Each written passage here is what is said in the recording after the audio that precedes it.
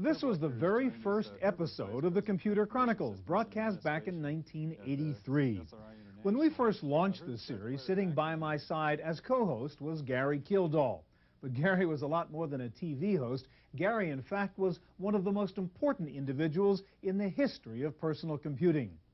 Gary died last year, leaving a legacy not matched by many in this field.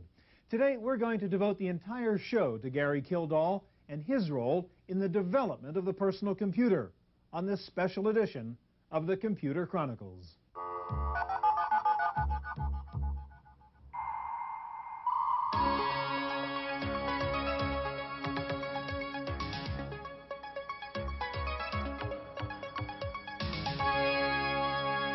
The Computer Chronicles is brought to you by RonDiamond.com, the oldies site on the internet. Music and memories from the 50s, 60s, and 70s, not just another jukebox. Additional support comes from the law offices of Ivan Hoffman, lawyering with integrity for internet law, copyright, trademark, and other intellectual property law. And by TechWeb for up-to-the-minute technology news.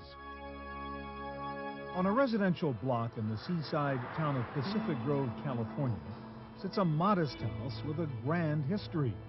Behind its garage in a small carriage house, one of the seminal events in personal computing history took place. The first modern operating system for the microcomputer was born here over 20 years ago. It was called CP/M, and its inventor was a young computer science teacher named GaryKild. Kild had started developing his control program for microcomputers, also known as Control Program Monitor, in the early 1970s, when he realized the potential for a general-purpose small computer. He was carrying a portable computer at a time when the desktop PC was just a dream. I met Gary in 1973 in the computer science lab late one evening. He was a young kid, freckled, reddish hair, boyish enthusiasm, was in cutoffs, came into the computer center with a leather briefcase that he flipped open and connected to a teletype, an ASR-33. And that was an entire self-contained computer. It was the first personal computer I ever saw. And I went wild. I wanted to know where he got it, how he got it, what he was doing with it, how I could get one. Gary studied computer science at the University of Washington and went on to obtain a doctorate. He soon moved to the Naval Postgraduate School in Monterey, where he later became a professor. In the 1970s, the seeds of CP/M were planted during his teaching career at Monterey. He continued to work on the project at home and later in this tiny rooftop office above a restaurant in Pacific Grove. The first thing I heard that Gary did that was really brought to my attention was he invented a programming language called PLM and implemented it for the Intel microprocessors to prove that the 8088 was, or the 8080, I'm sorry, was a real computer and not a controller for microwave ovens, but that it was a real computer. And he went off and wrote a programming language that ran on microcomputers. Now we can say, well, of course that's no big deal, but at the time it was a pretty big deal. He invented this language, and then to show that the language was useful, he wrote CP/M. That's what really actually happened. He created this operating system and built it around this Intel microprocessor to show what could be done with microprocessors. And in 1975, when he was doing this, that was pretty revolutionary. Gary's approach to computing was far ahead of the conventional notions of the time. While a consultant at Intel in the 70s, he offered to sell them CP/M, but Intel could see no use for it and turned him down. Shortly afterwards, in 1976, Gary and his wife Dorothy founded a company called Intergalactic Digital Research, later shortened to Digital Research, in an old Victorian home. In the early days, Digital Research Incorporated, or DRI, was CP/M. While the operating system is just a dim memory in most PC users' minds today, its role in the development of the microcomputer was pivotal.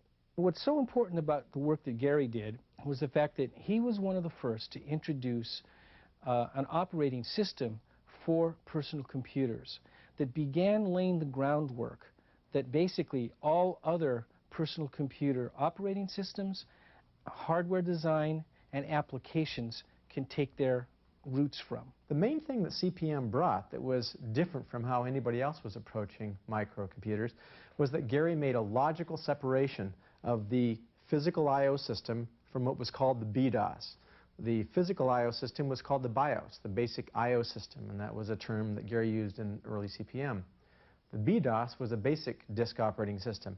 The BDOS was independent of the specific hardware that you had in your microcomputer. By comparison, we were looking at the time of Unix being out as a major mini-computer operating system, and you could not move executables of any application programs from one Unix machine, unless it was an identical machine, to another system.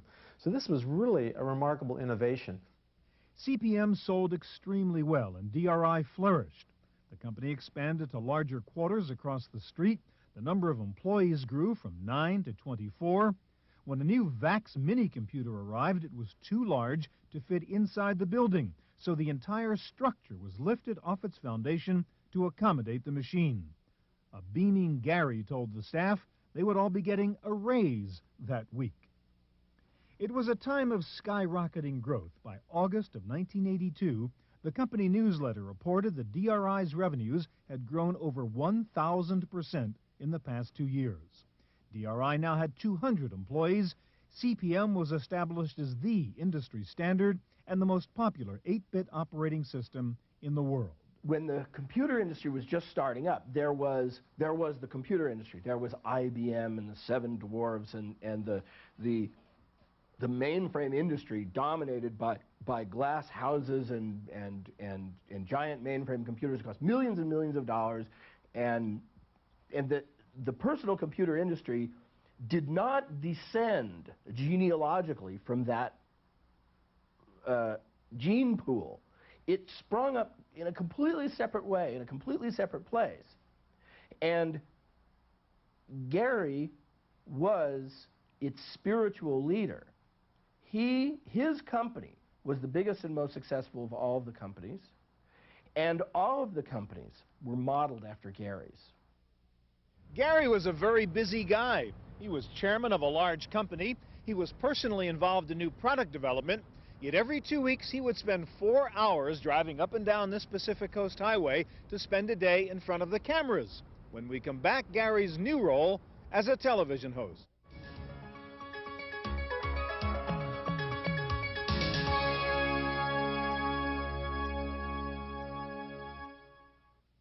With DRI's business growing, Gary went on to other pursuits, including the role of co-host on Computer Chronicles.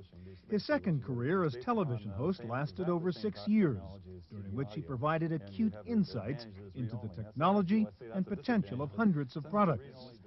While appearing on the program, he also showed off products and technologies of his own that were far ahead of the market, including a multitasking operating system for PCs called Concurrent DOS. What's even more interesting is that all is not quite as it appears, because in fact if you press a little key here, you actually see that there are lots and lots of processes actually running, lots of tasks running here. And in fact on these serial terminals even themselves, I can hit a key on this one, for example, and find that I'm running DBase 3 at the same time. So what we're seeing here is the ability of the IBM PS2 Model 80 as a 386-base machine in conjunction with concurrent DOS 386, its ability to run both standard DOS applications, because the operating system is completely DOS compatible, but to be able to run multiple DOS applications and to allow shared access to them. DRI also had one of the first graphical user interfaces called GEM. I'll open up a pre-prepared graph, and we'll see what the combination of text and graphics look like. I'm going to go to a full screen here. You can see here's the final result of putting it together, text with graphics. And I'll just go ahead and send this to the output device. In this case, we're going to just use a screen, but it could be a slide maker or over a transparency maker, whatever it happens to be. And well, I think that his interest was in, first of all, showing that digital research was still the leader and not, and that we had, since graphical environments were sort of becoming hot, if you will, and you know, the Lisa hadn't really been successful, but word on the street was, you know, Macintosh is coming, and the fact that he could go and show a multitasking, graphical-oriented environment running as a digital research project that no one knew at all that we were even working on. I think he appreciated the kind of surprise factor of that, and I remember him coming back and saying that you know, Bill Gates and other people were at this conference that Esther Dyson had, and they were like, eyes were like glued to the screen trying to, you know, see what that was going on. So I think we put some fear in Microsoft, and I think Gary liked that. Gary's pleasure at beating everyone to the starting gate with new ideas may have been personally satisfying, but it was also risky. By revealing DRI projects, he was also divulging information that could be appropriated by other companies. And this created a unique ethical situation for Gary and his chief competitor. I really believe that on a scale of 1 to 10, 10 being ethical, Bill Gates is about a 9. I think that there are some other corporate presidents out there that are about the 3s and the 4s. I don't want to be an apologist for Bill Gates, but I'm saying that Gary is just on a different scale. His ethics is a different scale. And what happened is Bill used his ethical scale, which was a darn good one. And Gary used his ethical scale, which is a darn good one. Now, the ethics of a businessman are generally one that's very, very competitive. And the ethics of an academician, although they're certainly competitive, involves a much greater degree of cooperation. And so Gary always cooperated. He always said, well, Bill, here's what we're working on. And Bill always said, well, that guy sure was a kind of a dummy. He just told me what he's working on. I don't think Gary was really driven to be a businessman. Gary was driven to create things, and he always, every time I talked to him, he had some really great ideas of things he was going to do, or things that could be done, or things he was working on, or new technologies and how he might apply them. That was Gary. This is a beta copy of the very first electronic encyclopedia using optical storage technology. Gary gave it to me one day when we were taping a show in the studio in that building over there. Gary had to use a video disc because CD-ROM technology was not yet widely available. He was very proud of this. This was the first product of his new interactive company, then called ActiVenture. In 1985, Gary showed the very first encyclopedia on a CD-ROM, a project that grew out of his fascination with early video discs. The Grolier Academic American Encyclopedia had many features that are commonplace today, including hypertext links, a full text search engine, and a traditional bookshelf interface. This is the one we need to select, and it's working its way down through the volume here, giving us finer and finer divisions. And finally, we go down and find the article titles, and here they are, just as if we were thumbing through that section of the encyclopedia, and we can point to the title we wish to examine. So you're just pulling out that article now. That's right, and here it is, the exploits of Raoul Amundsen. From this point, you can page back and forth, take a look at the article and things of that sort. Now, that's all in the CD-ROM that's in this player right here. And what's the amount of storage involved? How much? What's the this capacity? is 550 megabytes, half a billion bytes of information, enough to stretch 10 characters per inch from here to Denver. Gary's success also gave him time to pursue his love of life. He collected and raced sports cars. Experienced pilot, he owned several airplanes, and he never hesitated to fly to meetings across the state or across the country. I went out to visit Gary, and we arranged to meet in the airport in San Jose. When I got to the airport, he was flying his own private plane in, so I was meeting him in the terminal for private planes. I looked around the airport, no Gary, or no, there wasn't anyone who looked like a software person wandering around this very small terminal. So I called the company, and they said, oh, look for Gary. He'll have on cowboy boots and has a red beard. I knew I could find him then, and he still wasn't there. So I looked out the window, and a plane came rolling up, and this fellow with a red beard leaned out the window and said, there aren't any parking places, hop in. Gary flew his potential investor to a restaurant near Sacramento and proceeded to describe the future of the PC industry. At that time, he was trying to explain what his business was, and I had lunch, and he basically took a paper and outlined the microcomputer industry to me. He explained how the operating system would ultimately control the industry and how application software would run on top of it, and that an operating system company should support the applications companies but never have applications, which had turned out to be a fatal mistake, and one of the fatal mistakes for the company. Even as Gary's financial success allowed him to accumulate bigger and faster toys, his contemporaries remember him as a man who just enjoyed having fun. Gary had that ability to be innovative, and yet he was, on the other hand, had this amazing free spirit about him.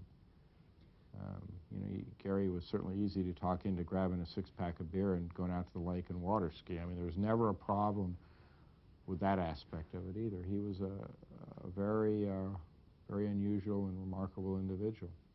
The early days of the microcomputer industry created an exciting atmosphere that attracted adventurous entrepreneurs. To the PC pioneers, working outside of the mainstream mainframe computer world made it more risky, but more satisfying. There were very, very few people in those first years who came into the computer industry, came into the microcomputer industry from the real computer industry.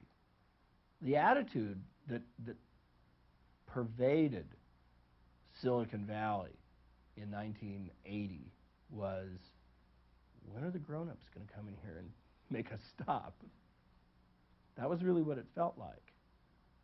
Because we could do things that, we could do whatever we wanted. CP/M's role as the standard operating system for personal computers was not to last very long. When we come back, the battle between CP/M and MS-DOS and the true story of what happened with IBM and Bill Gates.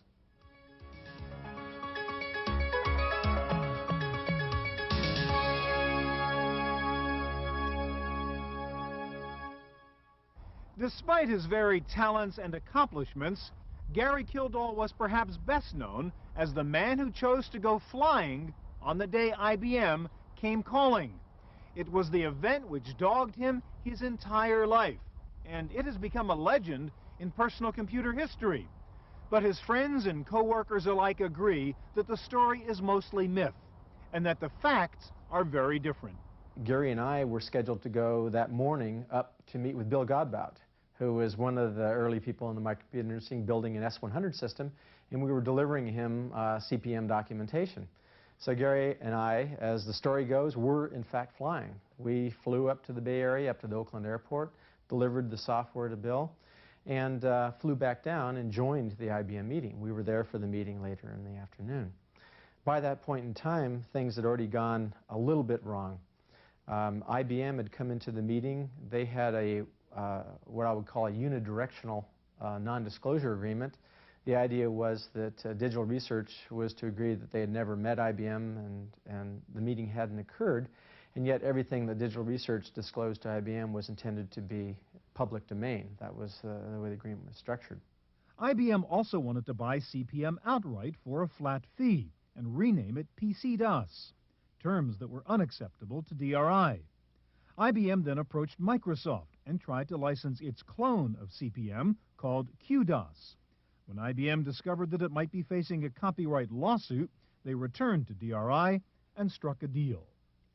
DRI agreed to let IBM sell both CP/M and Microsoft DOS side by side, and to let the market decide which was best. But the deck was stacked. I can only tell you that we were quite shocked to see that the price for PC-DOS was $40 and the price for CP/M 86 was $240. We were given no indication at all whatsoever until it was actually rolled out that they were going to do a 6-to-1 price difference. So in fact, IBM did let the market decide. It was pretty hard to imagine that somebody could justify buying CP/M 86, which had very similar functionality to PC-DOS, when there was a 6-to-1 price difference. Some industry people have pointed to this incident as a turning point in PC history, and the moment that guaranteed the demise of CP/M and the rise of MS-DOS. Others have pointed out that it somehow changed Gary, professionally and personally. The frustration that I think more and more frustrated, and to a degree I have to be honest about, embittered him some, in later years was the fact that he continually had this comparison thrust on him. That anytime he would have an interview or meet a company in a business context, there were the frequent questions: did you really go flying when IBM came to visit? What really happened? So that would frequently be asked, and that was always a frustration, because Gary was a person that I think was very proud of his achievements, of the fact that he actually was instrumental in building this open architecture that we have in the industry. I think Gary's view was that what happened. I think he, if anything, regretted that people didn't appreciate the contributions he made. I think all people who are really driven to do something and who are very bright spend some time wondering about the ones that got away. But I think of all the people I've known in business, Gary worried the least about the ones that got away. DRI's loss of the IBM contract was Microsoft's gain, and the beginning of Microsoft's ascent to software stardom. But the reasons for IBM's decisions are still fuzzy and subject to different interpretations. I think what really changed the perspective from IBM's standpoint had to do with the fact that when Gates got involved, he basically said, look, we'll do whatever you need. We'll put energy, we'll put people, we'll work as hard as we can to make this happen.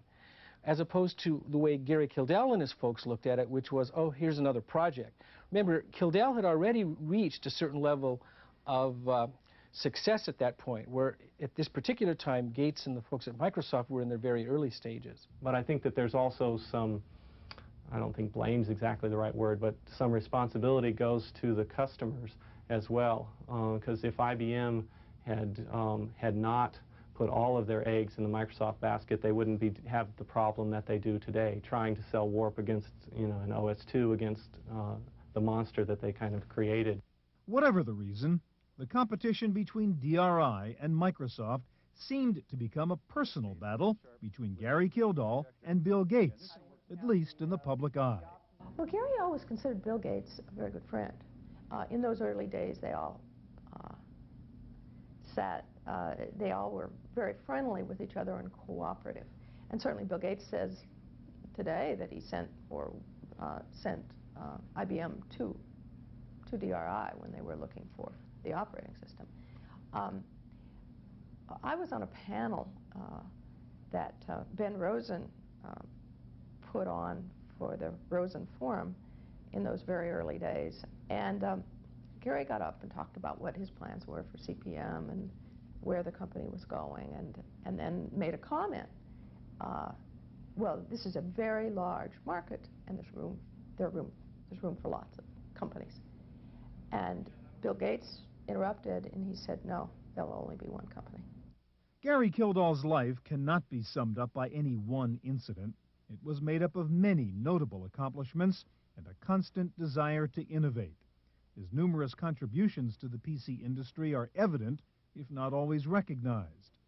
To those who knew him well, it was the delight of discovery and not the money that drove him. And I think that in his mind, what he was always looking for is, what is it that he could get or do or create with the technology that would be his big win? And that was elusive. And in fact, the fact that it was elusive, I think, played very heavily on the way he lived the latter part of his life. Gary Kildall's untimely death in 1994 at the age of 52 was a reminder that the light of genius is transitory and fragile.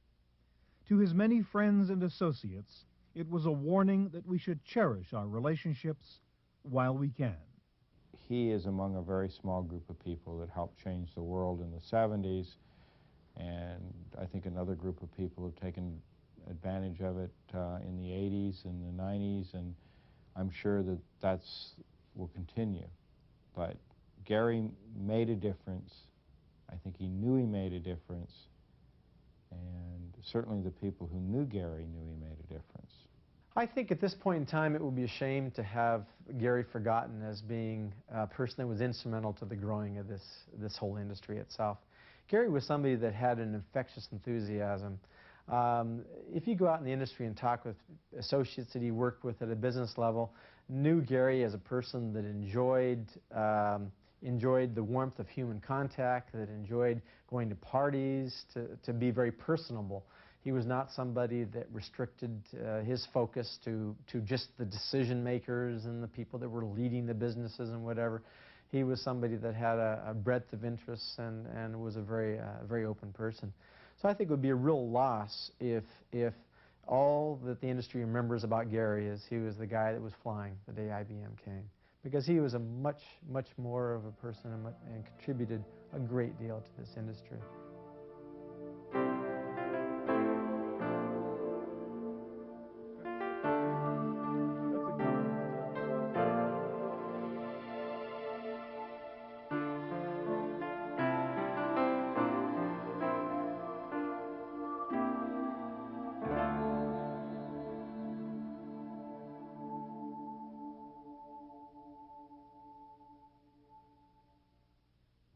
Gary did make a difference. He was a genius and a gentleman, a rare combination. Gary did make a lot of money, but he was driven by an honest desire to create new ideas that could expand the human potential. For the Computer Chronicles, I'm Stuart Chaffee.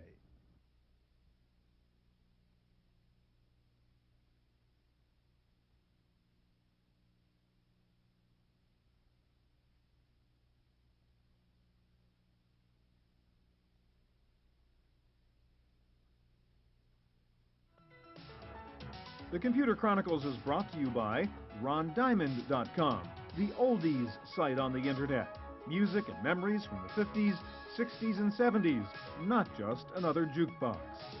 Additional support comes from the law offices of Ivan Hoffman, lawyering with integrity for internet law, copyright, trademark, and other intellectual property law. And by TechWeb for up-to-the-minute technology news. To purchase a videotape copy of today's program, call toll-free 1-888-310-7850. Please specify the show number and the topic.